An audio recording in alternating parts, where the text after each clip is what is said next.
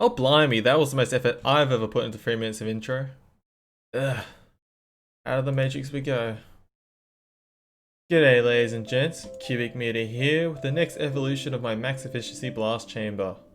The maximum efficiency of 600 blocks per TnT is obtained using the same block shaper layout that I demonstrated previously.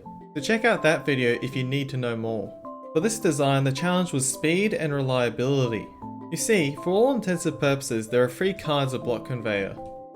3 game tick, 4 game tick, and anything greater than 4 game tick. 3 game tick is the hardest, because it takes exactly 3 game ticks for a block to move. So on a 3 game tick block stream, the blocks never stop moving, and we can visualize this using Twikuru's TnT rendering toggle.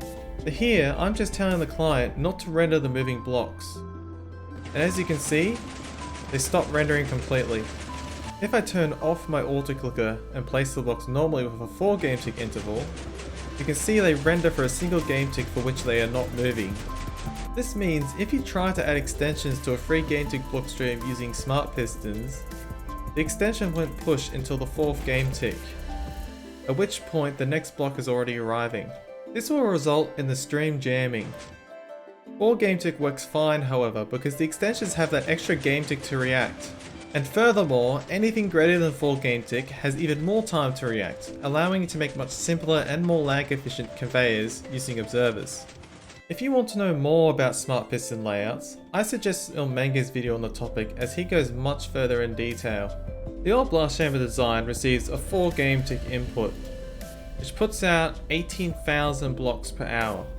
This is separated into 4 separate but synchronized 16 game tick block streams, where each one fills a quadrant of the chamber. At this speed, the block conveyors are easily managed, but my goal was to quadruple the speed.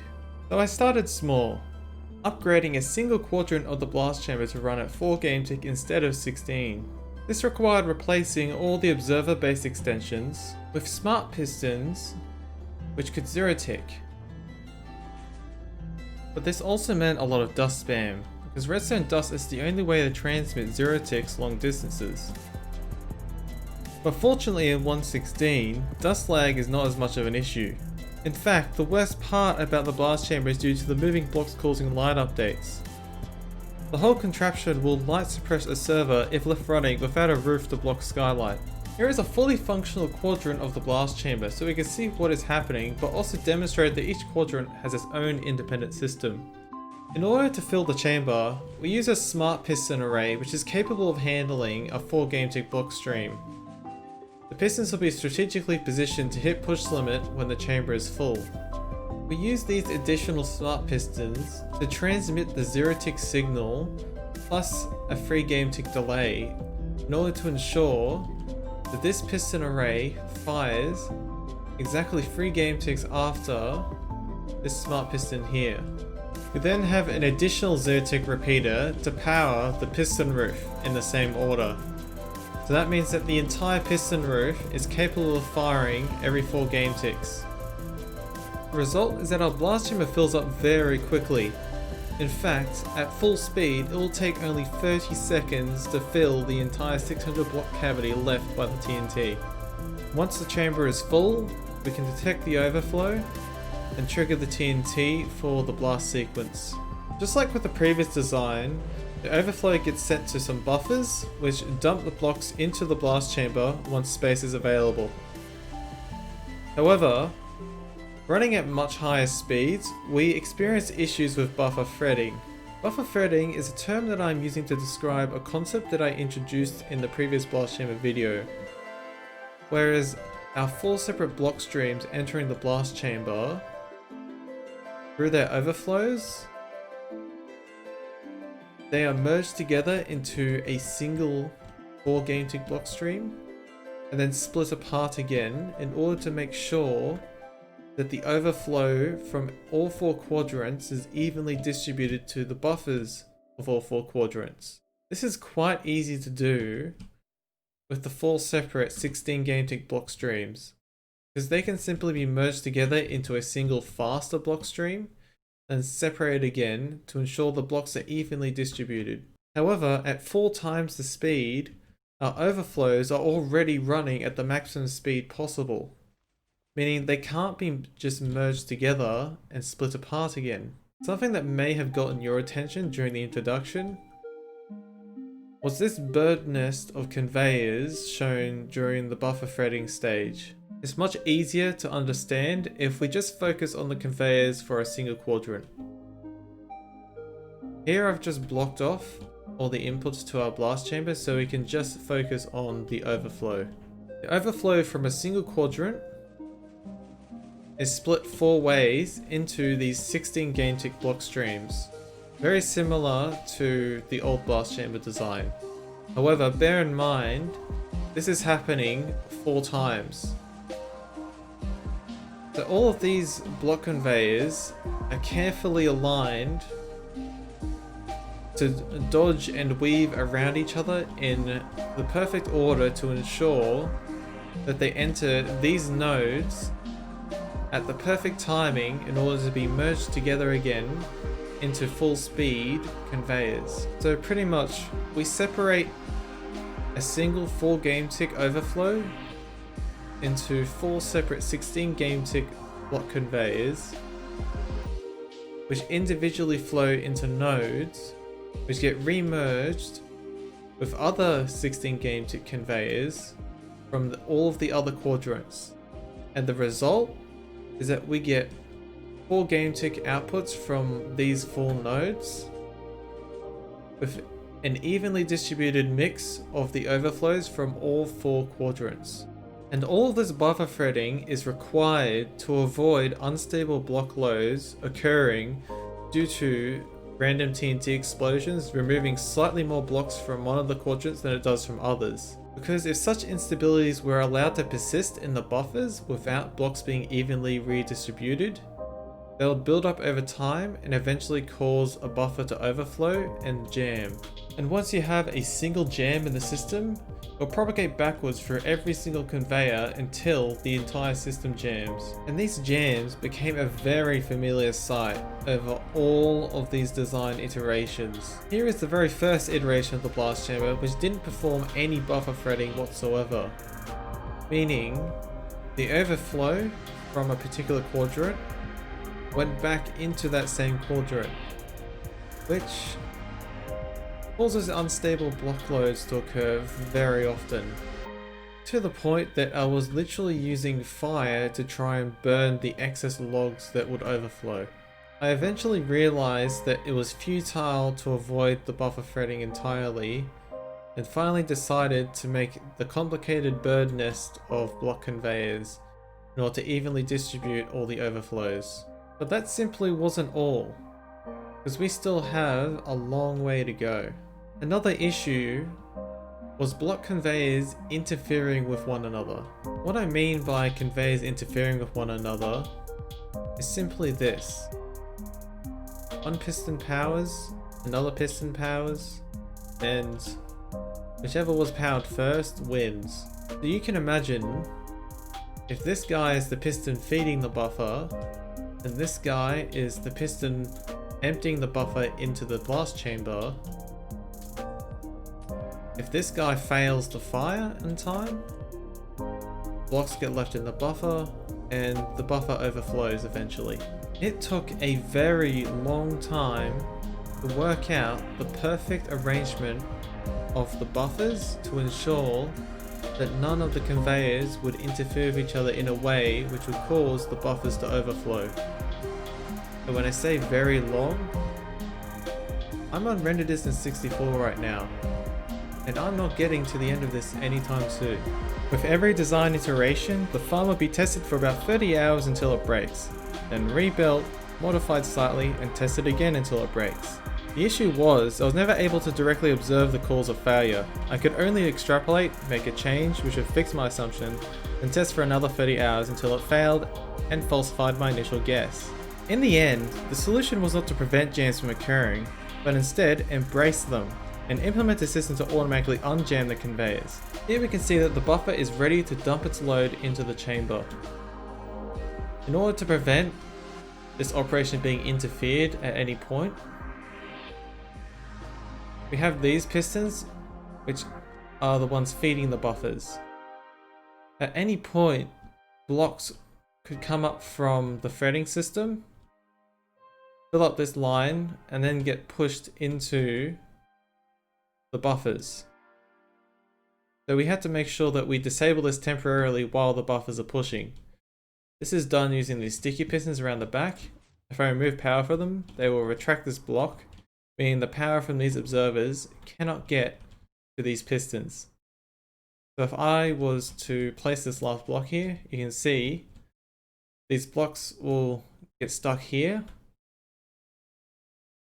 And then the next column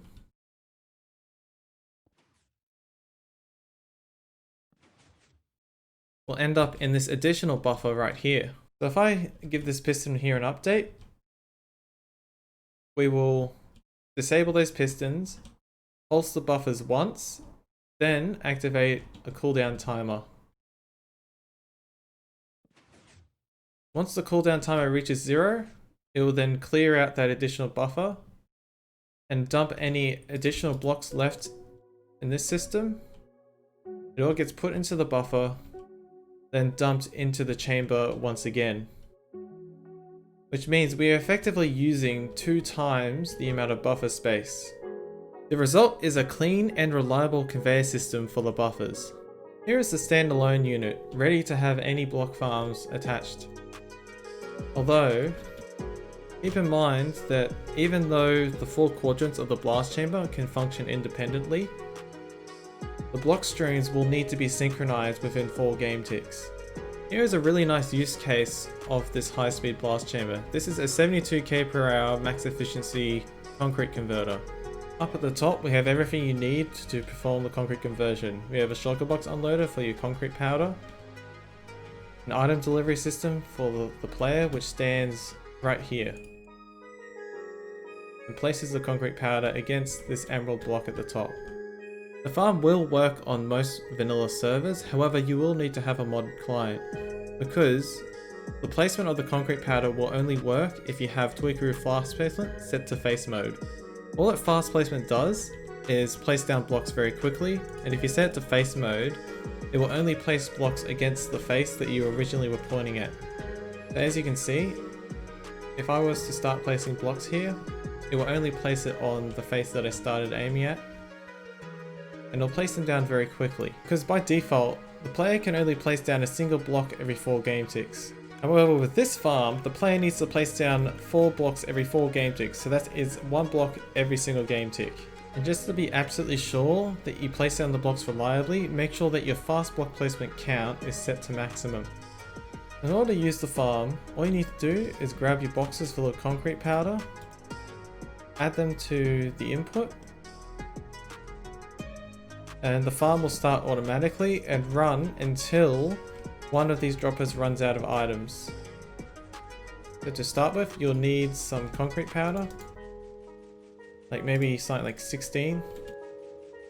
You stand in this corner right here, aligned to these chains, looking straight up, aiming at the emerald block. Make sure you activate your fast placement mode set to face. And you might need to try a few times in order to get the fast placement in rhythm with the pistons. There we go. Now we are reliably placing down all the blocks. And finally, we get to the tall spruce tree farm. In fact, the tree farm was built long before the blast chamber. My problem was that due to the rates of the tree farm, I would have had to use 4 separate 18k per hour blast chambers, which would have just gotten very sloppy very quickly. So instead, I just wasted a heap of time making a blast chamber that could handle the high speeds. And was it worth it? It sure as hell was. Just look at this absolute beast of a farm and how well it fits together with the blast chamber. Alright, that's enough admiring the absolute chaos of block conveyors that is the tree farm. Let's just focus on the growth chamber. This particular design was originally made by Ilmango when he was working with me on the project. But he needed to work on the Peaceful series, so I carried on with it. The original design only used a single dispenser and restricted the height of the tree growth. This is of course because we only wanted to use the first 12 blocks of the tree. But the problem is, this particular growth chamber could not guarantee a tree every 48 game ticks. In fact, it only ran at half of that speed. In order to boost the speed, I added a second dispenser.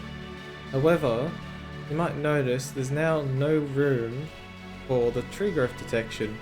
Here I am blocking the tree growth with this block, so that we can see that the dispenser's fill level drops while there is a sapling here. So we can use the fill level of the dispenser to detect that there is a sapling there, and if there is a sapling there, a tree hasn't grown yet. The instant a tree grows, however, the dispenser's fill level will go up to full, and while the dispenser is full, we will assume a tree has grown and try and remove it. The farm is controlled by this fader clock, which ensures that the minimum interval between trees being pushed out of the chamber is exactly 48 game ticks. If a tree takes longer to grow for any reason, it will sit idle until the tree has grown. This way, it won't just wipe out the saplings before a tree gets a chance to grow.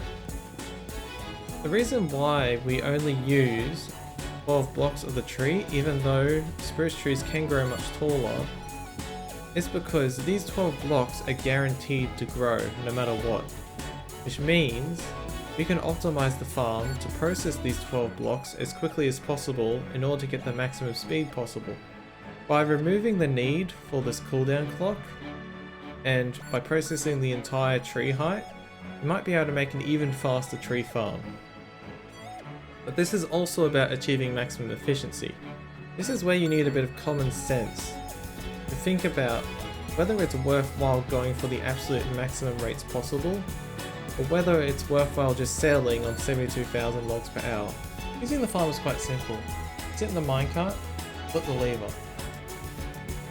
Make sure that you're looking straight on, and that your aim is on the last pods or block. You will need an auto clicker to run this farm, otherwise if you try to place blocks with a full game tick delay like the player normally does, it could break. But here I'll demonstrate. Now the growth chamber is functioning as normal.